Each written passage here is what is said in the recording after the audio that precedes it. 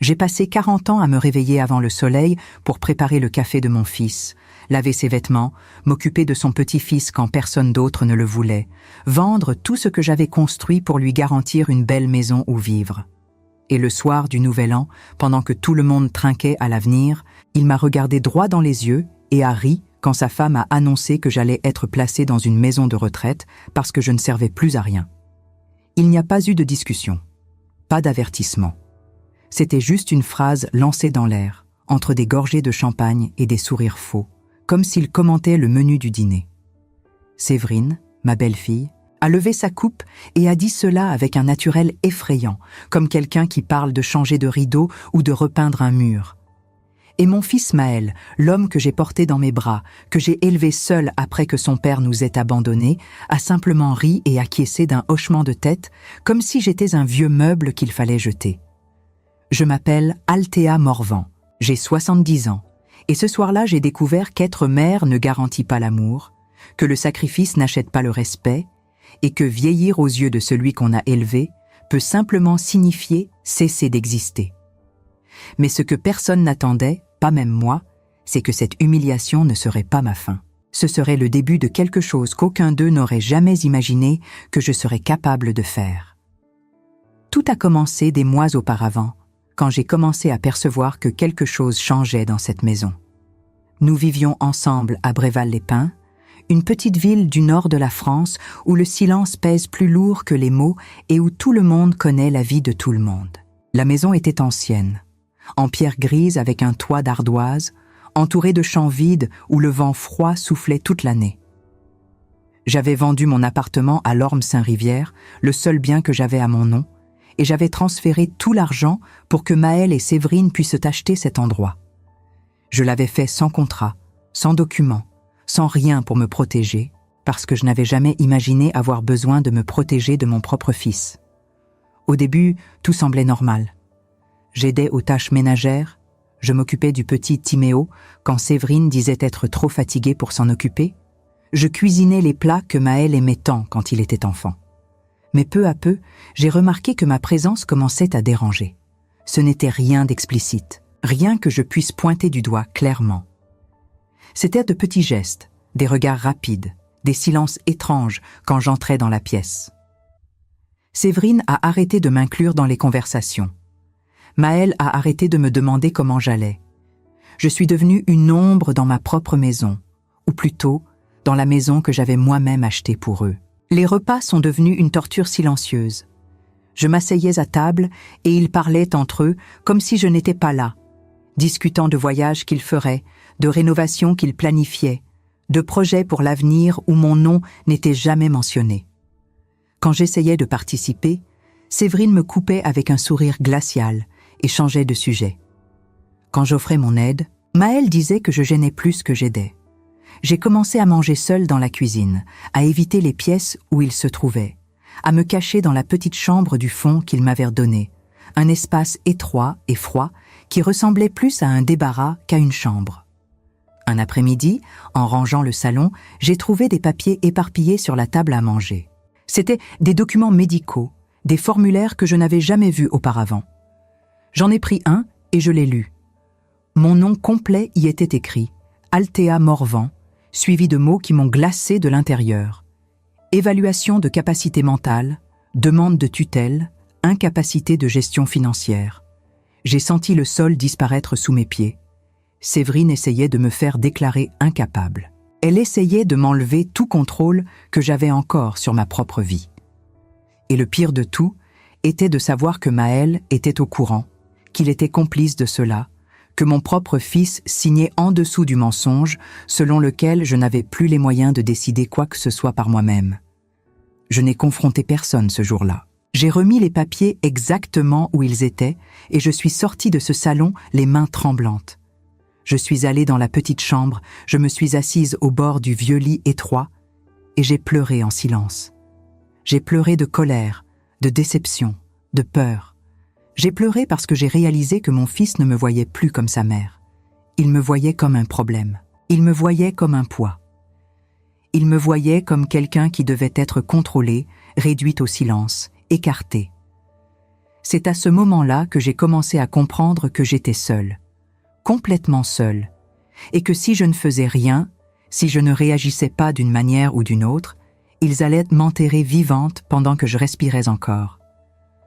Les jours qui ont suivi ont été étranges. J'ai commencé à tout observer avec plus d'attention. J'ai remarqué que Séverine parlait au téléphone à voix basse et raccrochait vite quand je passais près d'elle. J'ai remarqué que Maël évitait de rester seule avec moi, trouvant toujours des excuses pour sortir de la maison quand Séverine n'était pas là. J'ai remarqué qu'il planifiait quelque chose de grand, quelque chose qui me concernait mais que je ne devais pas savoir. La semaine avant le Nouvel An, la tension dans cette maison était insupportable. Séverine cachait à peine son irritation quand je croisais son chemin. Maël vivait enfermé dans son bureau, évitant toute conversation. Timéo, mon petit-fils de seulement 5 ans, était la seule présence qui m'apportait encore du réconfort. Il courait vers moi les bras ouverts, m'appelait mamie de sa petite voix douce et me serrait dans ses bras comme si j'étais la chose la plus importante au monde. Mais même cela, ils ont commencé à le couper. Séverine s'est mise à éloigner le petit de moi, disant qu'il devait jouer seul, que je ne devais pas trop le gâter, qu'il avait besoin d'indépendance. J'ai pensé partir. J'ai pensé prendre mes quelques affaires, sortir de cette maison et disparaître. Mais où irais-je? Je n'avais plus d'appartement. Je n'avais plus d'argent de côté. J'avais seulement une petite pension qui suffisait à peine pour payer un loyer dans n'importe quelle ville décente. Et au fond, il y avait encore une partie de moi qui voulait croire que tout cela était un malentendu, que mon fils ne serait pas capable de me faire quelque chose d'aussi cruel. Jusqu'à ce que arrive la nuit du Nouvel An. La maison était décorée de guirlandes dorées, de bougies parfumées, de nappes en lin que j'avais moi-même brodées il y a des années. Séverine avait invité quelques amis du couple, des gens que je connaissais à peine, des gens qui parlaient trop fort et riaient de blagues que je ne comprenais pas. J'étais assise dans un coin du salon, près de la cheminée éteinte, tenant une coupe vide. Personne ne m'avait servi de champagne. Personne ne m'avait appelé pour m'asseoir à table. J'étais juste une partie de la décoration, un vieux bibelot qu'il n'avait pas encore enlevé. Quand il ne restait que quelques minutes avant minuit, Séverine s'est levée. Elle a ajusté sa robe noire moulante, a légèrement frappé sa coupe avec une cuillère et a demandé l'attention de tous. Elle a souri. Ce sourire faux que je connaissais si bien. Et puis, d'une voix calme et ferme, elle a dit « Je veux profiter de ce moment spécial pour partager une décision importante que Maël et moi avons prise. À partir de janvier, nous allons placer ma mère et la mère de Maël dans une résidence médicalisée. Elles deviennent trop vieilles et franchement, elles ne servent plus à rien ici. Nous avons besoin d'espace, de liberté, de paix. » Elle a ri. Les invités ont ri avec elle, comme si c'était une blague acceptable. Et puis j'ai regardé Maël, mon fils, l'homme que j'avais porté dans mon ventre, que j'avais élevé seul quand son père nous avait abandonnés, à qui j'avais appris à marcher, à parler, à être quelqu'un. Il riait aussi. Il riait comme si je n'étais pas là. Il riait comme si ma douleur n'existait pas. Il riait comme si je n'étais rien. Quelque chose s'est brisé en moi à cet instant. Ce n'était pas de la colère. Ce n'était pas de la révolte. C'était quelque chose de pire. C'était la certitude absolue que j'avais perdu mon fils pour toujours, et que rien de ce que je ferais, rien de ce que je dirais, ne le ramènerait. Je me suis levée lentement. Personne ne l'a remarqué. Tous étaient occupés à trinquer, à rire, à célébrer l'avenir brillant qui les attendait. Je suis montée jusqu'à la petite chambre du fond, j'ai pris une petite valise et j'y ai mis seulement l'essentiel. Quelques vêtements, des documents, une vieille photo de Maël quand il était encore enfant. J'ai regardé autour de cette pièce froide et étroite où j'avais passé les derniers mois de ma vie et j'ai réalisé que ce n'avait jamais été mon foyer. Ce n'avait jamais été ma place. J'étais juste tolérée, juste supportée, juste utilisée. Je suis descendue les escaliers en silence. La fête continuait. Personne n'a remarqué quand j'ai traversé la porte d'entrée et suis sortie dans le froid glacial de cette nuit d'hiver. J'ai marché dans les rues vides de Bréval-les-Pins en portant ma valise, sentant le vent glacé frapper mon visage, sentant les larmes couler sans contrôle. Je ne savais pas où j'allais. Je ne savais pas ce que j'allais faire. Je savais seulement que je ne pouvais plus rester dans cette maison. Je ne pouvais plus vivre dans cette humiliation. J'ai marché jusqu'à la gare routière de Montfaucon-d'Orel, un petit bâtiment ancien qui se trouvait à quelques kilomètres de là. Je me suis assise sur un banc de bois glacé, tremblant de froid et de désespoir, incapable d'arrêter de pleurer. Il était presque 1h du matin. Il n'y avait personne autour. J'étais complètement seule. C'est alors que j'ai entendu des pas s'approcher. J'ai levé les yeux et j'ai vu un jeune homme marcher dans ma direction. Il devait avoir environ 25 ans, portait un manteau sombre et avait une expression inquiète sur le visage. Il s'est arrêté devant moi, a hésité une seconde, puis m'a demandé si j'allais bien. Je n'ai pas pu répondre. J'ai juste pleuré plus fort. Il s'est assis à côté de moi, sans rien dire, m'offrant simplement une présence, et pour la première fois depuis des mois, quelqu'un m'a regardé avec gentillesse. Quelqu'un m'a vu, quelqu'un s'est soucié de moi. Alors, entre des sanglots, j'ai tout raconté. J'ai raconté mon fils, ma belle-fille, l'humiliation que j'avais subie ce soir-là, les papiers que j'avais trouvés, la peur d'être placé dans une maison de retraite contre ma volonté. Le jeune homme m'a écouté jusqu'au bout. Il ne m'a pas interrompu. Il ne m'a pas jugé. Il a juste écouté. Et quand j'ai fini de parler, il est resté silencieux quelques secondes, comme s'il traitait tout ce que je venais de dire. Puis il a pris son téléphone portable, s'est éloigné de quelques pas et a passé un appel rapide. Je n'ai entendu que des fragments de la conversation. « Papa, je l'ai trouvé. Oui, j'en suis sûre. Il faut que tu viennes ici maintenant. » Quand il a raccroché, il est revenu vers moi et a dit simplement « Je m'appelle Naël Roussin et vous n'allez pas rester seul. » À ce moment-là, je ne savais pas encore, mais cet appel allait tout changer. Allait changer mon destin. Allait changer le destin de mon fils. Et prouverait à tout le monde que jeter une mère a des conséquences que personne n'imagine. Si vous écoutez cette histoire et que quelque chose en vous s'est connecté à ce que j'ai vécu, si vous aussi vous vous êtes déjà senti jeté, invisible, effacé par ceux qui devraient vous aimer, laissez un commentaire en me disant d'où vous regardez. Parfois, savoir que nous ne sommes pas seuls est le premier pas pour nous relever. Et si vous le pouvez, laissez un j'aime sur cette vidéo. Cela aide cette histoire à atteindre plus de personnes qui ont besoin de l'entendre. Naël Roussin n'était pas un inconnu ordinaire. Il y avait quelque chose dans ses yeux, une détermination calme, une certitude qui me fit comprendre qu'il ne m'avait pas abordé par hasard. Assise sur ce banc glacé de la gare routière de Montfaucon-d'Orel, tremblante de froid et de désespoir, je ne comprenais pas encore ce qui était en train de se passer. Je ne comprenais pas pourquoi ce jeune homme m'écoutait avec autant d'attention, pourquoi il avait appelé son père, pourquoi il semblait si concerné par l'histoire d'une vieille femme qu'il ne connaissait même pas. Il s'assit à nouveau à mes côtés et me regarda avec une douceur que je n'avais plus vue depuis des années. « Mon père va arriver dans une 20aine de minutes, » dit-il simplement. « En attendant, laissez-moi vous offrir quelque chose de chaud. » Il se leva et revint quelques instants plus tard, avec un gobelet fumant de thé qu'il avait acheté à la petite cafétéria automatique de la gare. Je le pris entre mes mains gelées, sentant la chaleur se propager lentement dans mes doigts engourdis. Ce geste simple, cette attention minuscule, me fit réaliser à quel point j'avais été privé de gentillesse ces derniers mois. « Pourquoi vous faites ça ?»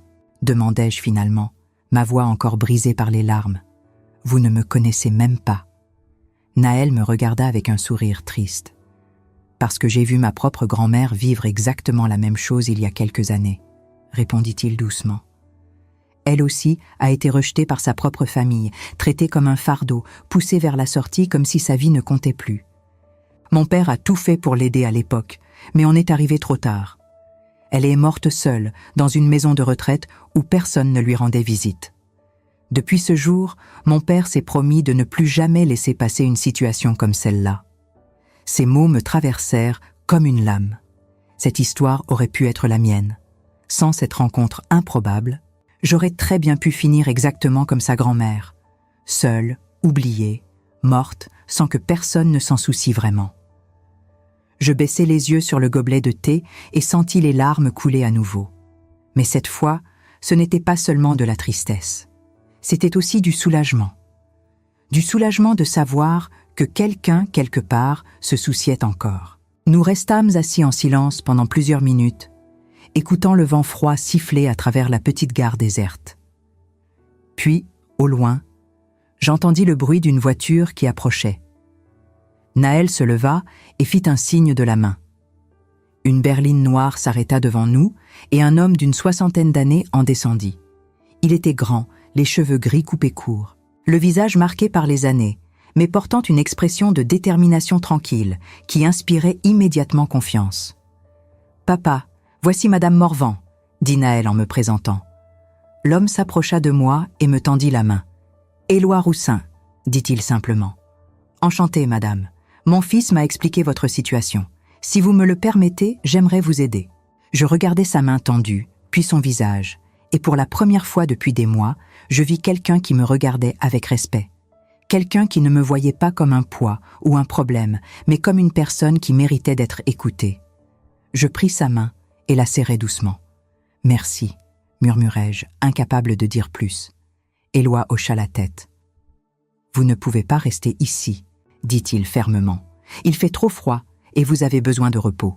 Je connais une petite pension à Valençois-le-Bas, à une 20aine de kilomètres d'ici. La propriétaire est une amie de longue date. Elle pourra vous accueillir pour quelques jours, le temps qu'on mette les choses au clair. Est-ce que cela vous convient ?» Je hochai la tête, trop épuisé pour discuter, trop soulagé pour refuser. Naël prit ma petite valise et m'aida à monter dans la voiture. Le trajet jusqu'à Valençois-le-Bas se fit dans un silence apaisant. J'étais assise à l'arrière, regardant défiler les champs sombres et les petites maisons endormies sous la lumière pâle de la lune. Pour la première fois depuis cette horrible soirée, je me sentais en sécurité. La pension était une maison ancienne en pierre, avec des volets bleus et une enseigne discrète qui disait simplement « Chambre d'hôte, Marie Lestrange ». Éloi sonna à la porte et quelques instants plus tard, une femme d'une 50aine d'années nous ouvrit.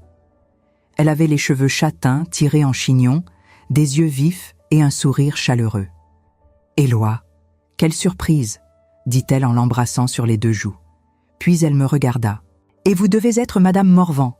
Naël m'a appelé il y a quelques minutes. Entrez, entrez, vous devez être gelée. » Elle me fit entrer dans une petite chambre au premier étage, propre et chaleureuse, avec un lit recouvert d'un édredon épais et une fenêtre donnant sur un petit jardin. « Installez-vous, » dit-elle gentiment. « Si vous avez besoin de quoi que ce soit, n'hésitez pas à m'appeler. Je vous montrerai un plateau avec quelque chose à manger dans quelques minutes. » Je la remerciai d'une voix tremblante, et dès qu'elle referma la porte derrière elle, je m'effondrai sur le lit et laissai libre cours aux larmes que je retenais depuis des heures. Le lendemain matin, je me réveillai avec la lumière du jour qui filtrait à travers les rideaux fins. Pendant quelques secondes, je ne savais plus où j'étais. Puis, tout me revint en mémoire. La fête du Nouvel An, l'humiliation, la fuite, Naël, Éloi, cette petite chambre dans une pension inconnue. Je me levai lentement, le corps encore endolori par la tension et le froid de la nuit précédente. Il y avait un petit plateau sur la table de nuit avec du thé, des tartines beurrées et de la confiture maison. Marie avait dû le déposer pendant que je dormais. Je mangeais lentement, savourant chaque bouchée comme si c'était la première fois que je goûtais de la vraie nourriture depuis des mois. Puis, j'entendis frapper doucement à la porte. « Madame Morvan, c'est Éloi Roussin. Puis-je entrer ?»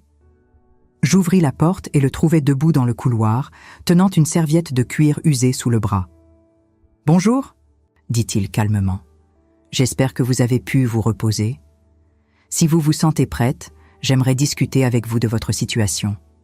Mais seulement si vous en avez la force. » Nous descendîmes au petit salon de la pension, une pièce confortable avec des fauteuils en velours et une cheminée où crépitait un feu doux. Éloi sortit un carnet et un stylo de sa serviette et me regarda avec sérieux. « Madame Morvan, avant toute chose, je veux que vous sachiez que je suis avocat à la retraite. J'ai passé 40 ans de ma carrière à défendre des personnes âgées, victimes d'abus, de négligence ou d'exploitation financière. Votre histoire n'est malheureusement pas unique, mais elle est grave. Et si vous me le permettez, j'aimerais vous aider à faire valoir vos droits. » Je le regardais, incrédule. « Mais pourquoi vous feriez ça pour moi? Vous ne me devez rien. » Éloi secoua la tête. Ce n'est pas une question de dette, madame. C'est une question de justice. Votre fils et votre belle-fille ont profité de votre générosité, ils vous ont dépouillé de votre bien, ils tentent de vous déclarer incapable contre votre gré et ils vous ont humilié publiquement. Tout cela est punissable par la loi française.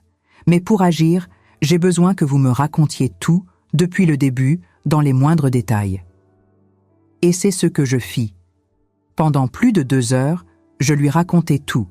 La vente de mon appartement, le transfert d'argent sans contrat, les mois de mépris et d'humiliation, les papéis que j'avais trouvés sur la table, la tentative de mise sous tutelle, la soirée du Nouvel An. Éloi prenait des notes avec attention, posant parfois des questions précises, me demandant des dates, des noms, des montants. Il ne me jugeait pas, il ne minimisait pas ma douleur. Il écoutait, tout simplement, et cela seul me redonnait une dignité que j'avais perdue. Quand j'eus terminé, il referma son carnet et me regarda droit dans les yeux. « Madame Morvan, vous avez plusieurs options devant vous. La première, c'est de ne rien faire et d'accepter leur décision. Mais je ne pense pas que ce soit ce que vous voulez. » Je secouai la tête avec fermeté.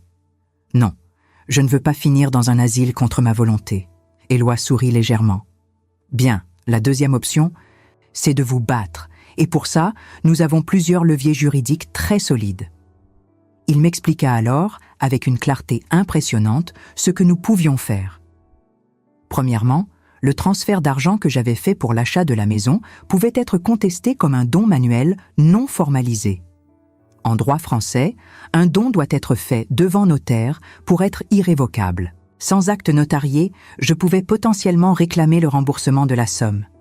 Deuxièmement, la tentative de mise sous tutelle sans mon consentement et sans évaluation médicale sérieuse constituait une atteinte à mes droits fondamentaux.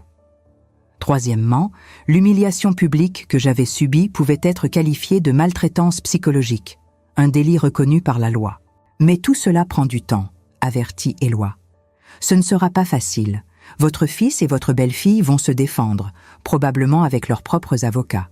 Ils vont essayer de vous décrédibiliser, de prouver que vous n'êtes plus en pleine possession de vos moyens. Il faudra être forte, il faudra tenir bon. Êtes-vous prête à aller jusqu'au bout ? Je pensais à tout ce que j'avais enduré. Je pensais à cette nuit terrible où j'avais été réduite à rien devant des étrangers. Je pensais à toutes ces années où j'avais tout donné pour un fils qui m'avait jeté comme un déchet. Et je sentis quelque chose se durcir en moi. Une détermination froide, implacable, que je ne me connaissais pas.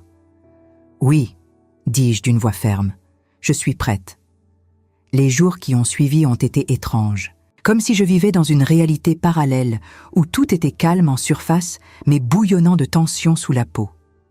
J'étais installée dans cette petite chambre de la pension de Valençois-le-Bas, loin de tout, loin de Bréval-les-Pins, loin de Maëlle et Séverine, loin de cette maison où j'avais été effacée petit à petit jusqu'à ne plus exister. Marie, la propriétaire de la pension, était d'une gentillesse infinie, une de ces personnes rares qui savent offrir du réconfort sans poser de questions indiscrètes, sans chercher à fouiller dans les blessures encore ouvertes.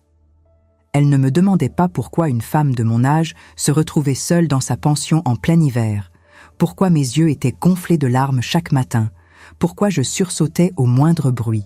Elle se contentait de m'apporter mes repas avec un sourire chaleureux, de venir discuter avec moi le soir autour d'une tisane fumante, de me prêter des livres pour passer le temps quand les journées semblaient interminables. Pour la première fois depuis des mois, je me sentais respectée, vue, considérée comme un être humain et non comme un fardeau qu'on traîne en attendant de s'en débarrasser. Mais malgré ce calme apparent, malgré cette douceur retrouvée, mon esprit ne cessait de tourner en boucle, incapable de trouver la paix. Je pensais à Maëlle constamment, à chaque instant de la journée, dans chaque silence de la nuit. Je me demandais s'il s'était rendu compte de ma disparition, s'il avait remarqué que sa mère n'était plus là pour préparer son café le matin, pour ranger ses affaires, pour exister discrètement dans les coins de sa maison. Je me demandais s'il s'inquiétait, s'il me cherchait, s'il regrettait ce qui s'était passé ce soir terrible du Nouvel An, ou si au contraire, il était simplement soulagé que je sois partie, content d'avoir enfin l'espace et la liberté dont Séverine parlait tant. Cette pensée me déchirait le cœur à chaque fois qu'elle me traversait l'esprit. Mais en même temps, Elle renforçait ma résolution. Cette détermination nouvelle qui grandissait en moi jour après jour. Je ne pouvais plus vivre dans l'illusion que mon fils m'aimait comme une mère devrait être aimée. Je devais accepter la vérité, aussi douloureuse soit-elle, aussi insupportable qu'elle puisse paraître. Éloi venait me voir presque tous les jours, parfois le matin, parfois en fin d'après-midi, toujours avec sa serviette de cuir usée sous le bras et cette expression de détermination tranquille qui m'inspirait confiance. Il m'apportait des documents à signer, m'expliquait les démarches qu'il effectuait en mon nom avec une patience infinie, me tenait au courant de chaque étape du processus juridique qui se mettait lentement en place. Il avait commencé par demander une évaluation médicale indépendante pour prouver que j'étais parfaitement capable de gérer mes propres affaires, que je n'avais besoin d'aucune tutelle, d'aucun contrôle extérieur. Un médecin psychiatre était venu me voir à la pension, un homme d'une 50aine d'années aux lunettes rondes et au regard bienveillant. Il m'avait posé une longue série de questions sur ma vie, mes souvenirs, mes capacités cognitives. Il avait testé ma mémoire en me demandant de réciter des listes de mots, ma capacité de raisonnement en me proposant des problèmes logiques simples, mon état émotionnel en explorant mes sentiments, mes peurs, mes espoirs. Le rapport qu'il avait rédigé après cette évaluation avait été formel, sans la moindre ambiguïté. J'étais en pleine possession de mes moyens mentaux, ma mémoire était intacte, mon jugement était sain, mon raisonnement était cohérent. Aucune raison médicale, absolument aucune, ne justifiait une mise sous tutelle. C'est une première victoire importante, m'avait dit Éloi en me montrant le rapport, ses yeux brillant d'une satisfaction discrète. Maintenant, nous avons une base solide pour contester toute tentative de mise sous tutelle. Ils ne pourront pas prétendre que vous n'êtes plus capable de décider pour vous-même. Nous pouvons passer à l'étape suivante. Il avait alors engagé une procédure officielle pour contester le don que j'avais fait à Maëlle et Séverine, cette somme considérable que j'avais transférée sans réfléchir, aveuglée par l'amour maternel et la confiance naïve. Sans acte notarié, sans preuve formelle que j'avais voulu leur donner cet argent de manière irrévocable et définitive, sans document attestant que je comprenais pleinement les conséquences de mon geste, nous pouvions argumenter qu'il s'agissait en réalité d'un prêt familial qui n'avait jamais été remboursé, d'une avance sur héritage qui devait être comptabilisée, ou au minimum d'une donation déguisée qui devait être prise en compte dans une future succession. Mais ce qui me troublait le plus, ce qui m'empêchait de dormir la nuit et me rongeait de l'intérieur, c'était le silence. Ce silence assourdissant, pesant, insupportable. Depuis que j'avais quitté la maison de Bréval-les-Pins cette nuit glaciale du Nouvel An, depuis que j'avais marché dans les rues vides avec ma petite valise et mon cœur brisé, Maëlle ne m'avait pas contacté une seule fois. Pas un coup de téléphone pour savoir si j'allais bien. Pas un message pour s'excuser, pour expliquer, pour essayer de réparer ce qui avait été détruit. Rien. Le vide absolu. Au début, je pensais qu'il ne savait peut-être pas où j'étais, qu'il me cherchait partout, paniqué à l'idée que sa mère ait disparu dans la nuit. Je m'imaginais qu'il appelait mes anciennes amies, qu'il contactait la police, qu'il retournait ciel et terre pour me retrouver. Mais Éloi m'avait expliqué, avec une douceur qui n'enlevait rien à la brutalité de la vérité, que légalement, Maëlle était obligée de nous informer de toute démarche concernant ma situation, de toute recherche officielle, de toute inquiétude formalisée. Or, aucune plainte pour disparition n'avait été déposée auprès des autorités. Aucune recherche officielle n'avait été lancée. Aucun signalement n'avait été fait. « Cela veut dire qu'il sait que vous êtes parti de votre plein gré », m'avait dit Éloi d'un ton grave, pesant chaque mot pour que je comprenne bien la portée de cette information. Et cela veut aussi dire qu'il n'a pas l'intention de vous retrouver. Du moins, pas pour les bonnes raisons. S'il vous cherche, ce n'est pas par amour ou par inquiétude, c'est probablement par peur des conséquences légales de vos actes. Cette révélation m'avait glacé le sang, m'avait fait comprendre à quel point j'avais été aveugle pendant toutes ces années. Mon fils ne me cherchait pas parce qu'il s'inquiétait pour moi, parce qu'il regrettait ce qui s'était passé, parce qu'il réalisait enfin ce qu'il avait perdu. Il ne me cherchait pas parce qu'il m'aimait. Il ne me cherchait pas du tout. Et cette absence totale de réaction, ce silence complet, était plus éloquent que n'importe quel mot aurait pu l'être. Puis, 2 semaines après ma fuite, exactement 14 jours après cette nuit terrible, tout changea brusquement. Éloi arriva à la pension un matin avec une expression différente sur le visage, un mélange de gravité et de satisfaction contenue. « Madame Morvan, j'ai reçu un courrier du cabinet d'avocat de votre belle-fille, dit-il en s'asseyant en face de moi dans le petit salon de la pension, sortant une enveloppe officielle de sa serviette. Il demande à savoir où vous êtes. Ils prétendent que votre disparition soudaine est une preuve supplémentaire de votre instabilité mentale et que cela justifie encore plus la nécessité d'une mise sous tutelle pour votre propre protection. Je sentis mon sang bouillir dans mes veines, une rage froide et pure monter en moi. « Ils osent dire ça ?» m'exclamai-je, la voix tremblante de colère. « Après ce qu'ils m'ont fait, après m'avoir humilié devant tout le monde, après m'avoir traité comme si je n'étais rien, ils osent prétendre qu'ils s'inquiètent pour moi ?» Éloi leva une main apaisante pour me calmer. Mais je voyais dans ses yeux qu'il partageait mon indignation. « C'est une tactique classique en droit de la famille, » m'expliqua-t-il patiemment. « Ils essaient de retourner la situation en leur faveur, de vous présenter comme une personne vulnérable et instable qui a besoin d'être protégée contre elle-même. Mais nous avons l'évaluation médicale qui prouve exactement le contraire. Nous avons également votre témoignage détaillé, celui de Naël qui vous a trouvé cette nuit-là dans un état de détresse évident. Et maintenant, nous avons aussi ce courrier qui prouve qu'il ne se souciait pas vraiment de votre bien-être au moment de votre départ. Sinon, comme je vous l'ai dit, ils auraient signalé votre disparition immédiatement aux autorités compétentes. « Qu'est-ce qu'on fait maintenant ?» demandai-je, sentant l'angoisse monter malgré les assurances d'Éloi. « Comment on répond à ça ?» Éloi me regarda avec cette détermination tranquille qui le caractérisait. « Maintenant, on contre-attaque avec force et précision. Je vais leur répondre officiellement en tant que votre représentant légal. Je vais leur signifier clairement que vous êtes en sécurité dans un lieu que vous avez choisi, que vous avez pris la décision consciente et réfléchie de quitter leur domicile en raison de maltraitance psychologique avérée, et que toute tentative de mise sous tutelle sera vigoureusement contestée devant un juge avec tous les moyens légaux à notre disposition. De plus, nous allons introduire formellement une demande de remboursement partiel de la somme que vous avez avancée pour l'achat de leur maison en la qualifiant de prêt familial non remboursé. » Je le regardais, partagé entre l'espoir et le scepticisme. « Vous pensez vraiment qu'on peut récupérer cet argent ? Après tout ce temps, sans aucun papier qui prouve quoi que ce soit ?» Éloi hocha la tête avec confiance. « Peut-être pas la totalité de la somme, soyons réalistes, mais au moins une partie substantielle, oui. Et surtout, cette démarche va les obliger à négocier, à sortir de leur position de supériorité.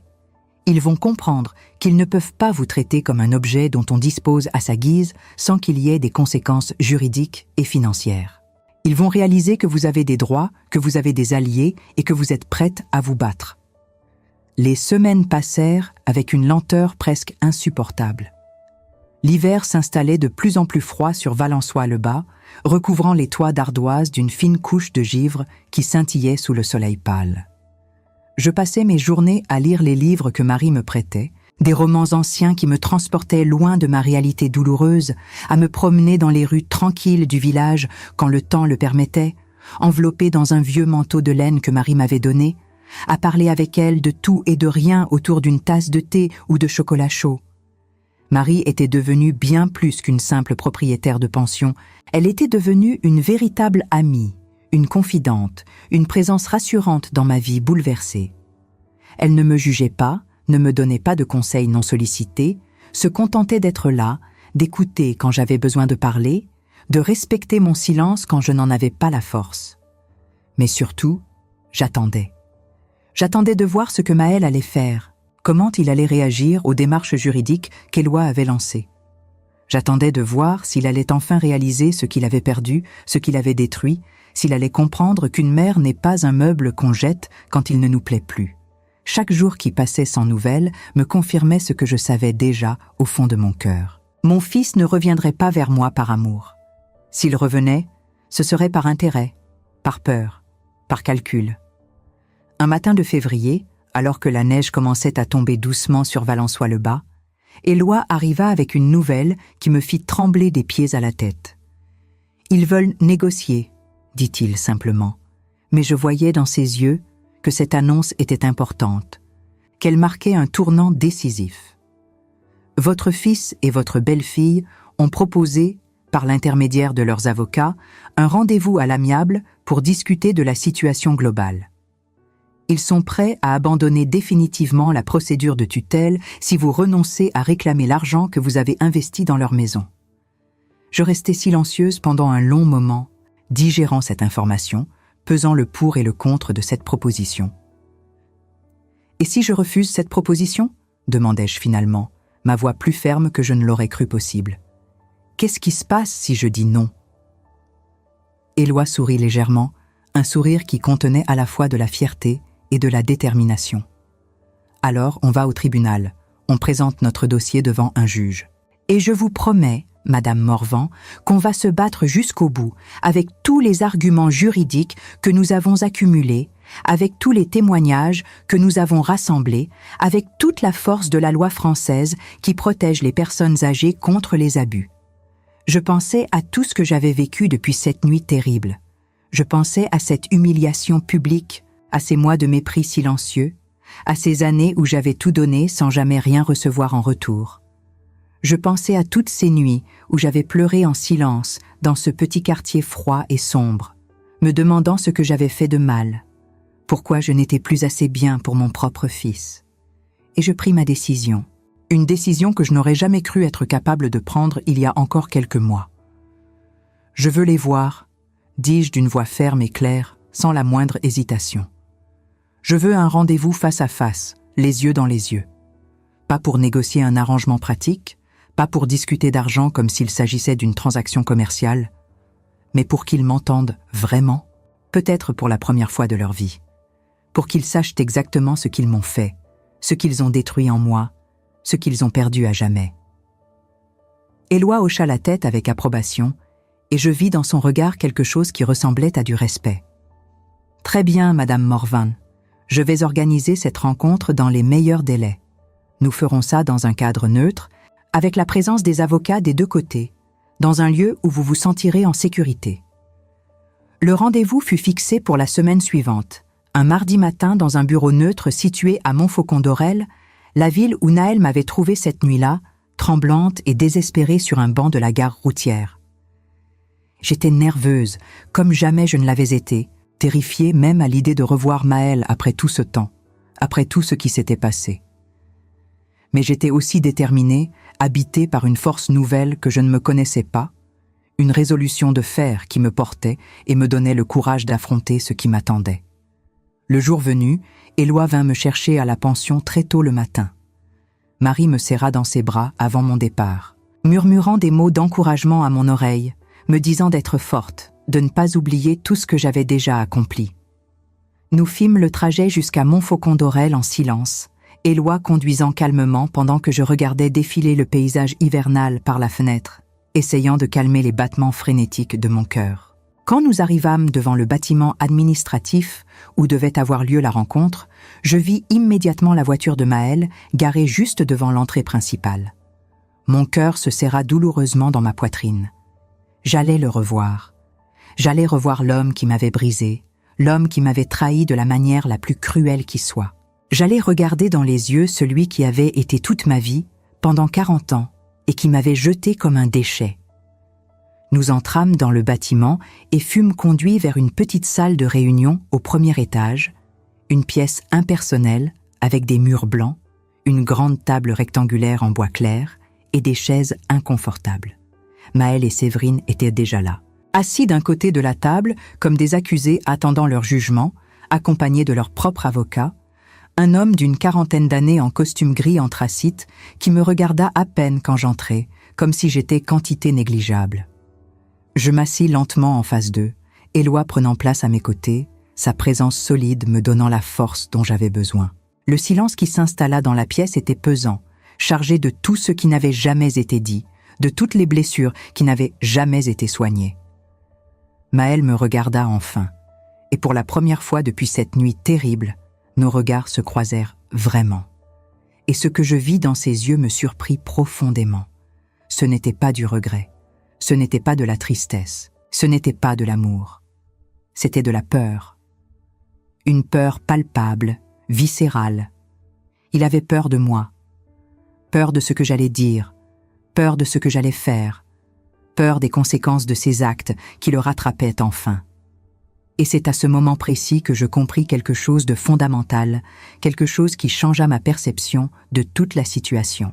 Je n'étais plus la mère invisible qu'on pouvait ignorer sans conséquence. Je n'étais plus la vieille femme dont on pouvait disposer à sa guise. J'étais devenue une menace réelle pour leur confort, pour leur tranquillité, pour leur vie bien ordonnée.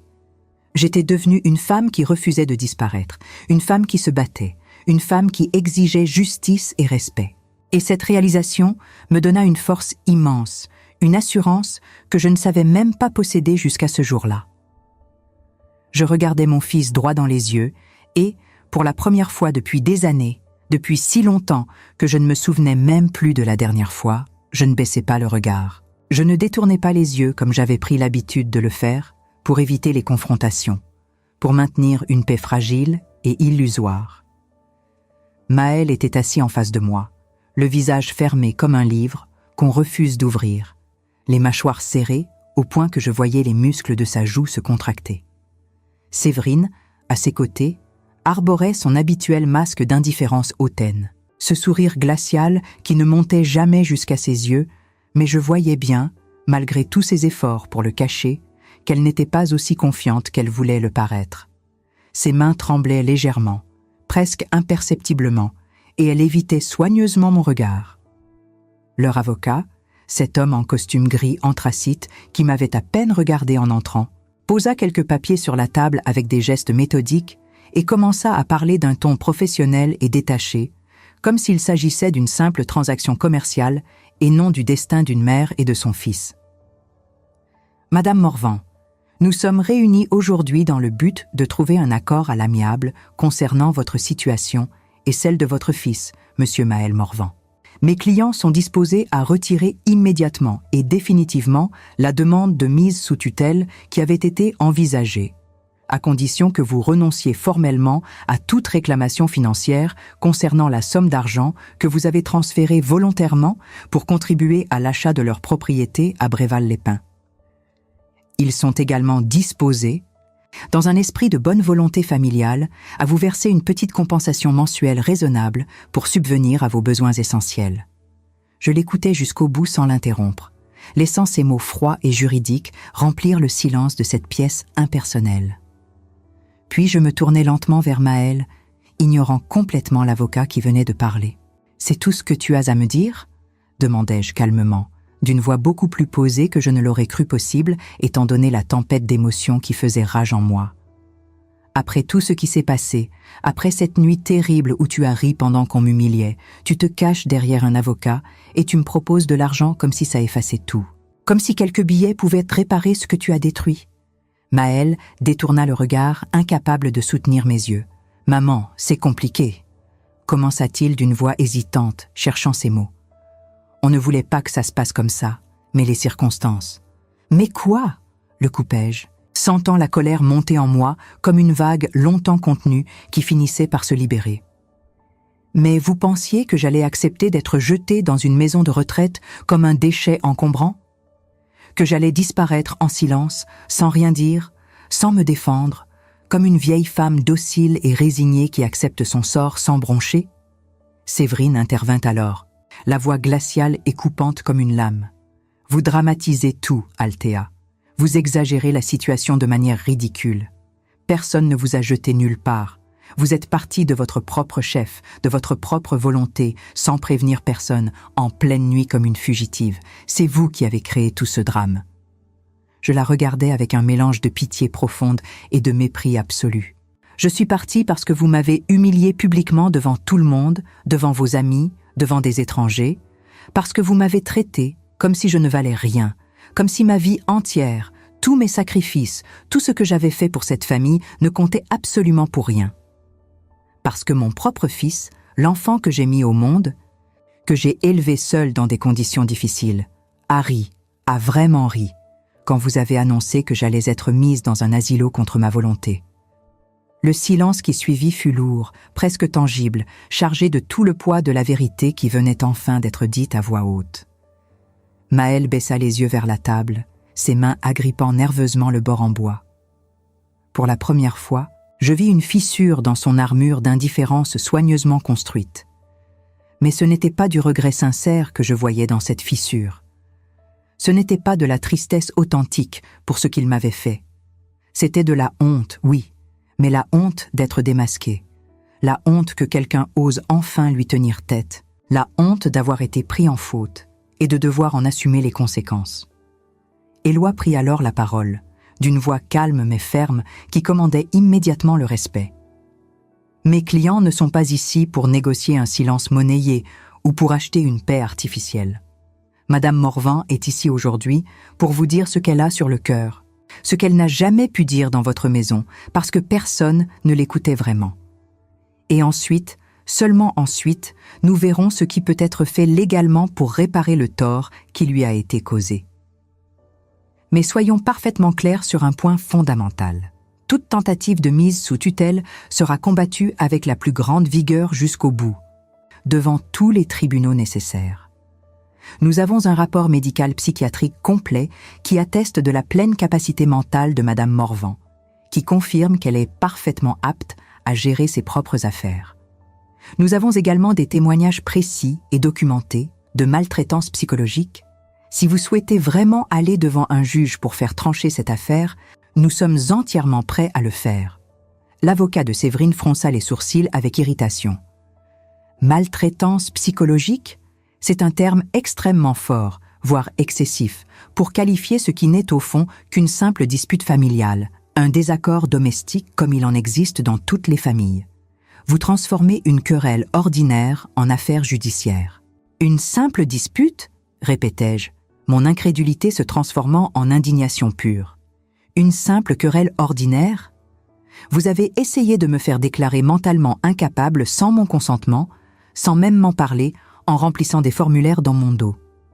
Vous avez pris mon argent, l'argent de toute une vie de travail et d'économie, sans jamais établir le moindre document officiel. Vous m'avez humilié publiquement devant des dizaines de personnes lors d'une soirée festive. Et vous appelez ça une simple dispute familiale ? Vous trouvez ça normal ? Séverine se leva brusquement, sa chaise raclant bruyamment le sol, son masque de contrôle commençant à se fissurer. J'en ai assez de cette comédie pathétique. Vous êtes complètement paranoïaque, vous inventez des scénarios dans votre tête. Personne ne vous a volé quoi que ce soit. Vous nous avez donné cet argent de votre plein gré, sans qu'on vous force en quoi que ce soit, parce que vous vouliez nous aider comme n'importe quelle mère normale le ferait. Prouvez-le, dit Éloi d'une voix froide et tranchante.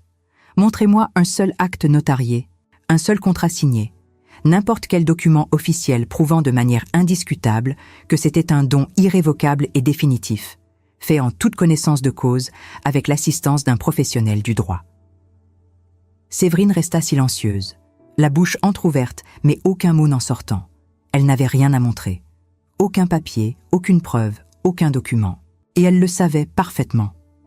Maëlle prit alors la parole, la voix tremblante, presque suppliante. « Maman, s'il te plaît, dis-moi ce que tu veux vraiment. De l'argent, des excuses formelles, une reconnaissance de ce qui s'est passé ?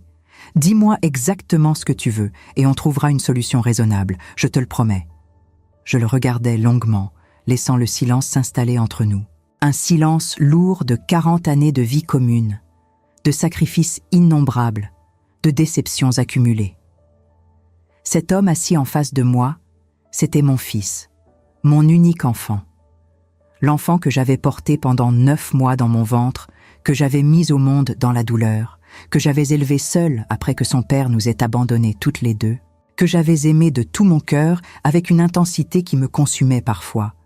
Mais c'était aussi un étranger, un homme que je ne reconnaissais plus, un homme qui m'avait trahi de la manière la plus cruelle qui soit, de la manière la plus destructrice qui existe. « Ce que je veux ?» dis-je doucement, ma voix se brisant légèrement malgré tous mes efforts pour rester forte. « Je veux que tu comprennes vraiment, profondément ce que tu m'as fait.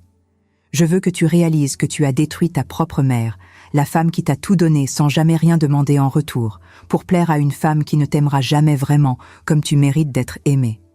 Je veux que tu saches que l'argent, la maison, les biens matériels, tout ça ne compte absolument pas, tout ça n'a aucune importance. Ce qui compte vraiment, ce qui me détruit de l'intérieur, c'est que tu m'as regardé dans les yeux, ta propre mère, et que tu as ri de ma douleur, de mon humiliation, de ma souffrance. Tu as ri comme si c'était drôle, comme si c'était acceptable, comme si je n'étais qu'un personnage ridicule dans une mauvaise comédie. Maëlle serra les poings sur la table, ses jointures blanchissant sous la pression. Ce n'était pas comme ça, maman. Tu ne comprends pas la pression que je subis, les difficultés que nous traversons. Tu ne comprends pas. Non, c'est toi qui ne comprends pas, le coupai-je avec une fermeté nouvelle qui me surprit moi-même. Tu ne comprends pas ce que c'est que de donner littéralement toute sa vie pour quelqu'un et de découvrir que ça ne voulait rien dire pour lui. Tu ne comprends pas ce que c'est que d'être invisible dans sa propre famille, de disparaître petit à petit jusqu'à ce que plus personne ne te voie vraiment. Tu ne comprends pas ce que c'est que de vieillir et de réaliser que ceux pour qui tu as tout sacrifié te voient maintenant comme un fardeau dont il faut se débarrasser. Et tu ne le comprendras probablement jamais, parce que tu n'as jamais vraiment regardé au-delà de toi-même, au-delà de tes propres besoins et désirs. Le silence retomba, encore plus pesant qu'avant. Séverine et son avocat échangèrent un regard inquiet, comprenant que cette réunion n'allait nulle part dans la direction qu'ils avaient espérée. Éloi sortit alors un document soigneusement préparé de sa serviette en cuir et le posa sur la table avec un geste décidé. « Voici notre proposition officielle, » dit-il calmement mais avec autorité. « Vous remboursez à Madame Morvan exactement la moitié de la somme totale qu'elle vous a transférée pour contribuer à l'achat de la maison de Bréval-les-Pins.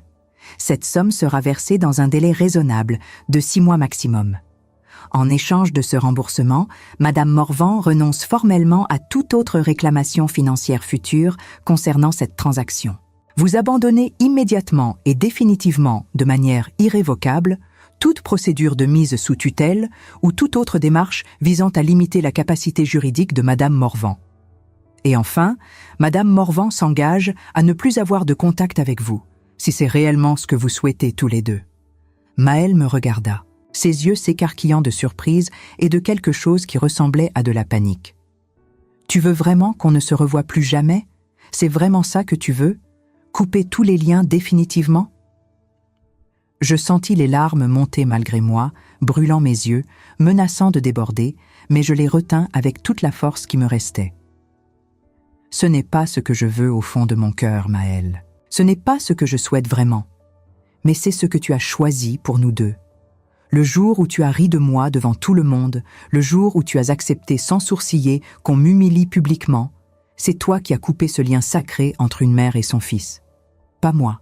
Je n'ai fait que reconnaître une réalité que tu avais déjà créée. » Séverine se leva à nouveau, cette fois clairement dans l'intention de partir, son visage durci par la colère et la frustration. « C'est complètement ridicule, cette mise en scène dramatique. Nous ne paierons pas un centime de plus que ce que nous estimons juste. Venez, Maëlle, on s'en va. Cette discussion ne mène absolument nulle part. » Mais Maëlle ne bougea pas. Il restait assis, complètement immobile, les yeux fixés sur moi avec une intensité que je ne lui avais jamais vue auparavant, comme s'il réalisait seulement maintenant, à cet instant précis, ce qu'il avait vraiment perdu, ce qu'il avait détruit de ses propres mains. Son avocat lui toucha doucement l'épaule pour attirer son attention. « Monsieur Morvan, je dois vous informer en toute honnêteté professionnelle que si vous refusez catégoriquement cette proposition, l'affaire ira inévitablement devant le tribunal.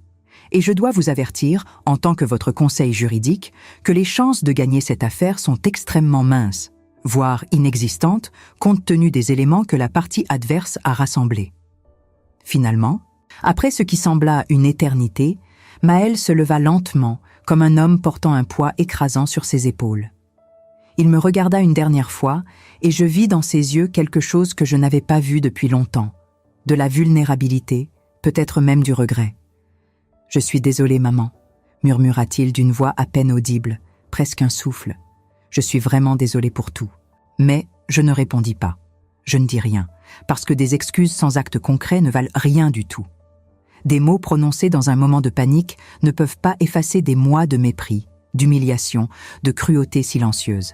Et surtout, il était bien trop tard pour que de simples excuses puissent réparer ce qui avait été brisé de manière irréversible.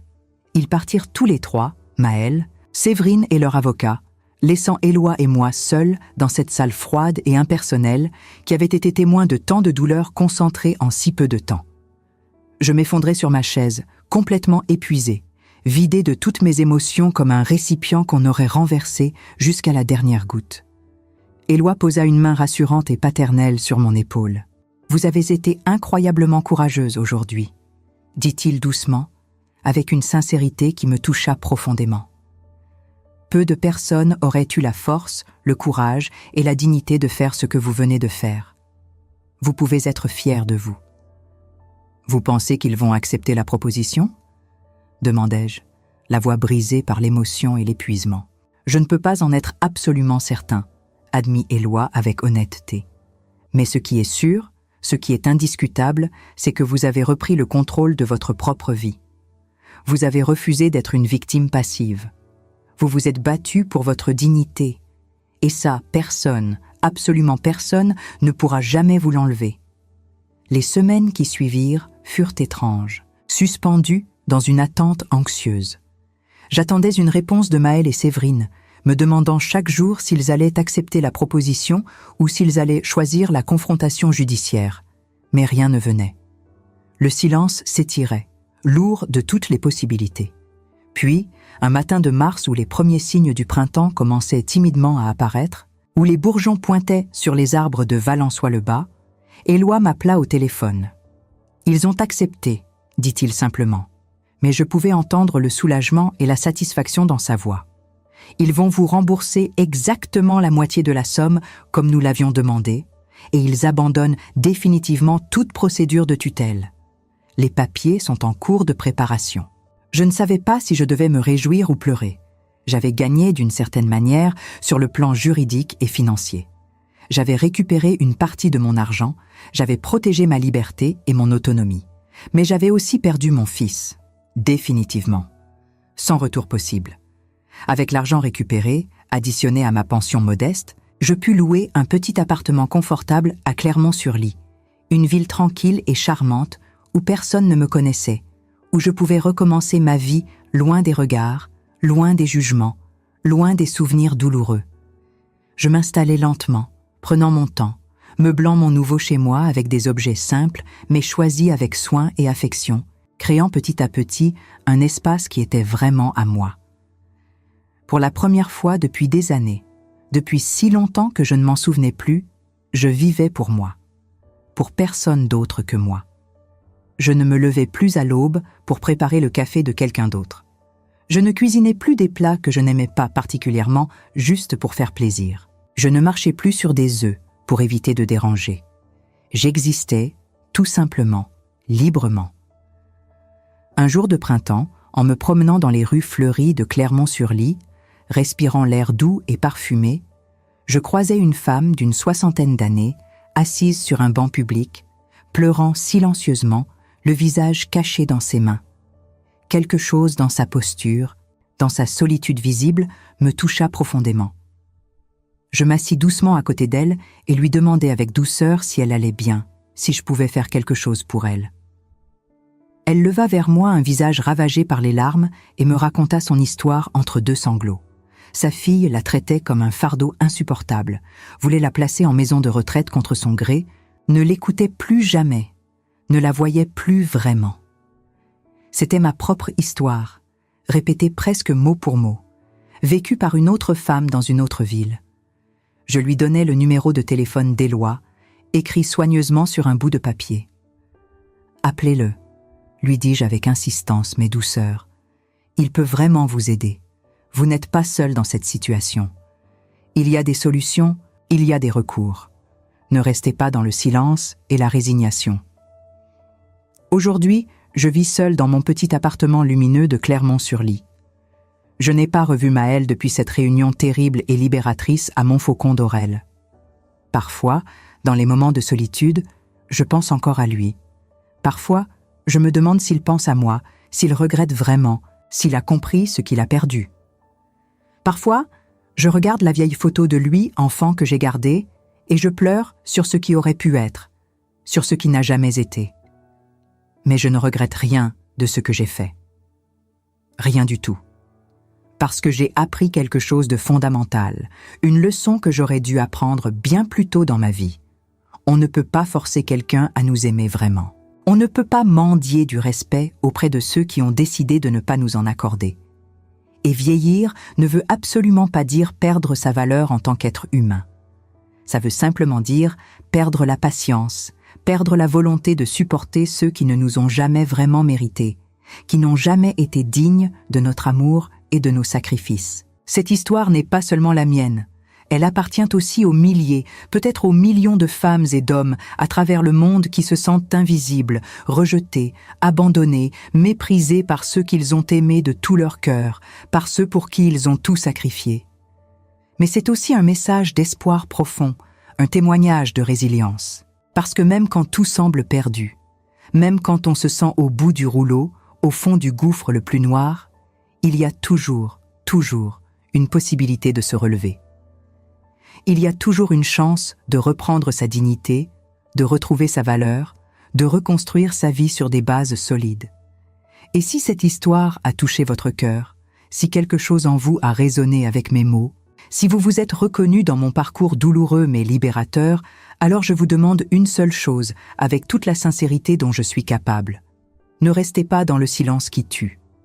Ne vous enfermez pas dans la résignation qui détruit. Parlez à quelqu'un. Cherchez de l'aide auprès de ceux qui peuvent vraiment vous aider. Vous méritez infiniment mieux que l'invisibilité. Vous méritez infiniment mieux que l'oubli.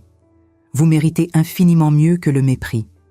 Parce qu'une vie vécue dans la dignité, dans le respect de soi-même, dans l'affirmation de sa propre valeur, vaut 1000 fois, 1 million de fois mieux qu'une vie vécue dans la peur constante, dans la soumission résignée, dans l'acceptation passive de l'inacceptable. Vous valez quelque chose. Vous avez de la valeur. Vous méritez d'être aimé, respecté, considéré. Ne l'oubliez jamais. Et vous, si c'était votre propre fils ou fille qui vous regardait dans les yeux et riait pendant qu'on annonçait que vous ne serviez plus à rien, qu'auriez-vous fait? Je vous pose cette question non pas pour vous mettre mal à l'aise, mais parce que je sais que beaucoup d'entre vous qui m'écoutez en ce moment ont peut-être vécu quelque chose de similaire, ou connaissent quelqu'un qui traverse cette douleur en silence. Parfois, nous pensons que l'amour familial est inconditionnel, que le sang qui nous lie est plus fort que tout. Mais la vérité, celle que j'ai appris au prix de ma propre souffrance, c'est que l'amour véritable se manifeste dans les actes, pas seulement dans les mots. Aujourd'hui, je vis seule, oui, mais je vis dans la dignité. Je vis libre, je vis en paix avec moi-même. Et cette paix, personne ne peut me l'enlever, parce que je l'ai conquise au prix de ma propre bataille. Si mon histoire vous a touché, si quelque chose en vous a vibré en m'écoutant, je vous demande de laisser un commentaire juste en dessous de cette vidéo. Dites-moi ce que vous en pensez. Dites-moi si vous auriez pris la même décision que moi, ou si vous auriez agi différemment. Dites-moi d'où vous m'écoutez en ce moment précis. De quelle ville? De quel pays? Parce que savoir que nous ne sommes pas seuls dans cette épreuve, que d'autres femmes et d'autres hommes traversent les mêmes douleurs, cela nous donne une force immense. Peut-être que vous aussi, vous avez été traités comme un fardeau par ceux que vous avez aimés. Peut-être que vous aussi, vous avez donné toute votre vie pour découvrir que cela ne comptait pas. Peut-être que vous aussi, vous vous êtes sentis invisibles dans votre propre maison. Si c'est le cas, sachez que vous n'êtes pas seul. Nous sommes des milliers, des millions à avoir vécu cette même injustice, cette même trahison silencieuse. Mais nous sommes aussi des survivantes, des femmes qui ont refusé de disparaître, des femmes qui ont choisi de se lever, même quand tout semblait perdu. Votre voix compte, votre histoire compte.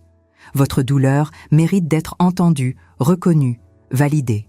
Alors n'hésitez pas à partager votre propre expérience dans les commentaires, si vous en avez la force et l'envie. Et si vous connaissez quelqu'un qui traverse une situation similaire, quelqu'un qui se sent rejeté, abandonné, invisible, partagez cette vidéo avec elle. Parce que parfois, savoir que quelqu'un d'autre a survécu à cette épreuve peut être le déclic qui sauve une vie. Si vous avez trouvé du réconfort dans mon témoignage, si cette histoire vous a apporté ne serait-ce qu'un peu d'espoir ou de compréhension, je vous invite à vous abonner à cette chaîne. Parce qu'il y a d'autres histoires comme la mienne, d'autres voix qui méritent d'être entendues. Laissez un j'aime sur cette vidéo si elle a résonné en vous. Ce simple geste permet à mon histoire d'atteindre d'autres personnes qui en ont besoin. qui cherche peut-être en ce moment même une raison de ne pas abandonner. Nous sommes plus fortes ensemble. Nous sommes plus fortes quand nous brisons le silence. Nous sommes plus fortes quand nous refusons d'accepter l'inacceptable. Alors dites-moi, auriez-vous eu le courage de partir cette nuit-là? Auriez-vous trouvé la force de vous battre? Ou auriez-vous choisi un autre chemin? Je vous écoute. Nous nous écoutons toutes. Et ensemble, nous prouvons que vieillir ne signifie pas perdre notre valeur, mais simplement refuser de gaspiller notre temps précieux avec ceux qui ne nous ont jamais vraiment mérité. Merci de m'avoir écouté jusqu'au bout. Merci d'être là. Merci d'exister. Prenez soin de vous et n'oubliez jamais que vous valez infiniment plus que ce que certains veulent vous faire croire.